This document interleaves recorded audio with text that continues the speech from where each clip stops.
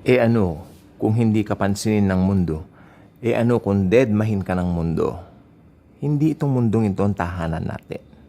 Ang mundo at ang mga ino-offer nito ay lilipas at lilipas din. Nakalagay po sa Book of Hebrews, Jesus Christ the same yesterday, today, and forever. So it's about time malaman natin sino ba yung kalakasan natin? Sino ba ang confidence natin? Bakit tayo malakas? Sino ba talaga yung mananatili? Ayan ay walang iba kundi si Jesus Christ, ang ating mahal na Panginoon, the God of gods, the loving Savior, na nagmamahal sa atin. Maski Kristiyano ka na, yung pinagdaraanan ng ordinaryong tao, pinagdaraanan mo pa rin. Walang exemption doon. But, ito po ang exemption. We have Jesus. Kakaiba po tayo. Tiyak, kung meron kang pinagdaraanan, Jesus will get through you to that kind of situation. Kung ano man yan, hindi mo man gusto yan. Natural, hindi mo gusto yan. Kung pangit man yan, ano. Pero itong gusto ko pong sabihin, walang anak ng Diyos ang pinabayaan niya. Mahal na mahal tayo ni God the Father because of Jesus. God is our Father. Alam po ba niyo nakalagay dito sa 1 John chapter 3 verse 1? See how the Father loves us, for He calls us His children. Nangyari ito nang tanggapin natin ang Panginoong Hesukristo as our personal Lord and Savior sa ating pong mga buhay. It's all about Jesus. It's all about His goodness. It's all about His grace. At ngayong mga anak na tayo ng Diyos, tayo ay may bago ng identity. Wala na ang lumang pagkatao natin. May nagtuturo po kasi kanina, although hanga ako sa preacher na yan, pastor man, tawagan, whatsoever.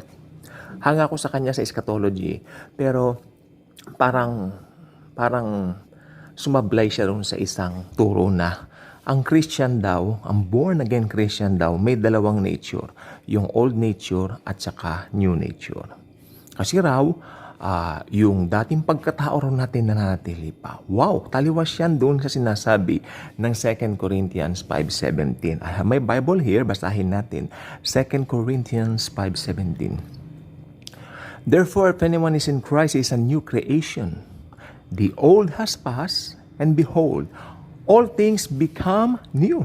Yung huli, all things become new. Ang pinag-uusapan dito, sinful nature. Wala na yung sinful nature ng isang born-again Christian dahil pinalitan na ito ng bagong nature. Nature na ni Jesus ang nasa sa atin. Bakit tayo nagkakasala? Siyempre, nasa laman pa rin po tayo. Pero hindi ang laman ang titignan ng God the Father. Ang titignan ng God the Father, yung perfection natin kay Jesus, yung ating, bagong pagkatao. Ibinihis po yan sa atin. That's the righteousness of Jesus. Kaya if you are a born-again Christian at nakatitiyak ka naman na tinanggap mo na si Jesus sa puso mo, I would like to congratulate you. You have a new nature, you have a new passion for Jesus. Kung dati passion mo sa mundo, sa mga lumilipas, mga kung ano-anong walang kakwenta-kwentang mga bagay nung araw. Ngayon si Jesus na ang priority natin. Mag-subscribe ka na dito. Dito mable-bless ka, magiging maligaya ka. Dito si Jesus lang ang bida. Dahil ganyan naman pong talaga. Ang Diyos ng mga Diyos, Hari ng mga Hari, God of Gods, ang dapat mataas, si Jesus. Thank you, and Jesus truly loves us all.